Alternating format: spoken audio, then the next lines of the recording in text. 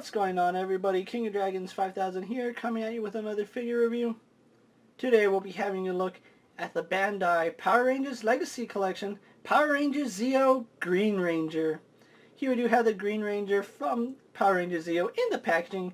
What we're going to do now is take a little break, get them opened up, and then we'll have a better look at the Green Zeo Ranger. So sit tight, everyone. So here we have the Green Ranger posing out of the packaging. Before we have a look at the figure, let's take a look at what he comes with. The Green Zeo Ranger here does come with a main torso for the Zeo Megazord, which we'll have a look at when we're all done with the Zeo Rangers, so be on the lookout for that. The Green Zeo Ranger does come with 4 accessories. He does come with 2 holsters, one for the Zeo pistol, and then one for the sword, the pod sword, which they are nice accessories. They do fit on the side holsters pretty well. With all the Zeo Rangers, my one and only gripe is that we only get the short version of the pod sword. I really wish that there was an extended version, which it doesn't look like we'll be getting that anytime soon, which is a little bit unfortunate because they're really nice little details, and just like with all the other Power Rangers, you can take them off, and I'll do that for the sake of the review because they are kind of bulky. With his accessories out of the way, let's have a closer look at the Green Zeo Ranger. And so here we have a closer look at the Green Zeo Ranger, and I have to say, just like with all the other Zeo Rangers, I just love these helmets. They really do stand out versus all the other Power Ranger helmets. It's just the geometrical shapes that look really nice, and I am really fond of the way the helmet's designed. You can see it has some ridges right here at the top. Of course, it does have the mouth, which is really common on a lot of Power Ranger helmets, and I really do love how it's smooth. It's not as glossy as I would like it, but it's still really impressive. As with all the other Zeo Rangers, he has a lot of nice geometrical patterns all throughout his costume, which they all look really good. Unfortunately, they're not the type of gold that I would have used. If you see the proto images for these figures, they had a much richer, nicer gold. I'm not saying that this gold isn't nice, it's just not as rich as the gold that they initially showed, which I am a little bit bummed out because it does affect one of these figures quite a bit, and we'll have a look at that figure when we have a look at it. But for right now, the Green Ranger is pretty okay. You can see right here has the geometrical patterns going throughout his gauntlet, which is pretty nice. I do like that. We have gold where the wrist meets the forearm, which is pretty good. Unlike with the Mighty Morphin figures, the shoulder is smooth, and I really do like that it doesn't have that little ridge that the other figures had. Going onto his belt, again, not the shade of gold that I would really like, but it does have all 5 of their symbols in it, which I do like that. And then going on to his legs, they're just done in a green plastic, going all the way till it meets the boot, which has this gold cuff on it, which is again detailed really, really nicely. So Bandai actually went above and beyond for these figures. As you can see, they have a lot of nice intricate details on their boots and where the geometrical pattern should be.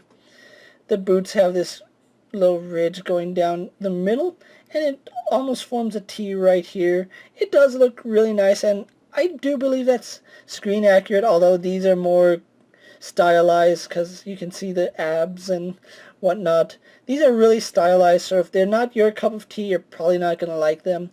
Me, I really do like how stylized they look, so what we're going to do now is take a little break and get them compared to a few other figures you may have in your collection. And so here we have the Green Ranger posed next to a DC Multiverse Superman and a Marvel Legends Cyclops.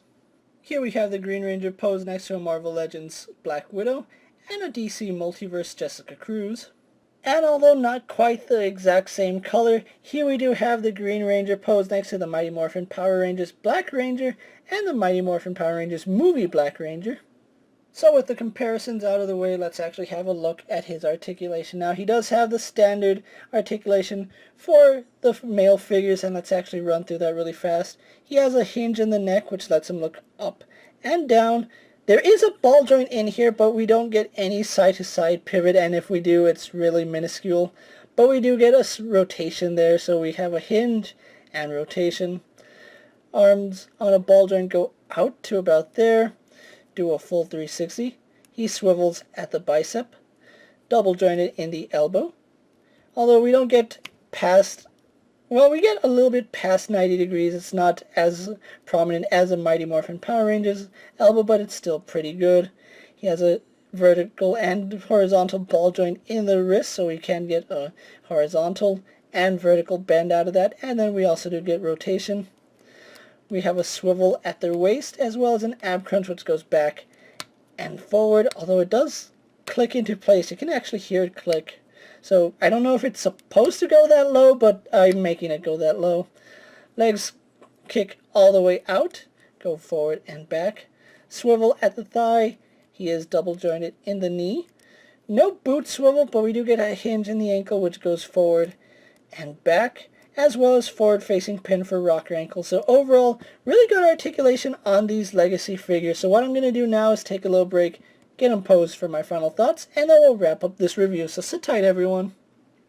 So here we have the Green Zeo Ranger posed for my final thoughts. Overall, this is a really nice figure, and I am glad that Bandai was able to get us the whole Zeo Ranger team before they sold the license off to Hasbro. Unfortunately, just like with all the other Zeo Rangers, I do have to point out that the gold is really terrible on all these figures. It looks like a butterscotch color. It would have been nice if they used the gold plastic that they showed us with the initial figures that they had on display. But other than that, I still love the amount of effort that Bandai put into these figures. The Green Ranger is highly detailed, and I really do like how he fits in with the rest of the team. Green Ranger here is readily available at Walmart, Target, GameStop, and other online retailers, and he is going to run you about $19.99. If you can find Green Ranger, I really do recommend you pick him up if you're a fan of the Zeo Rangers like I am, or you're just looking to complete your Power Rangers Legacy collection.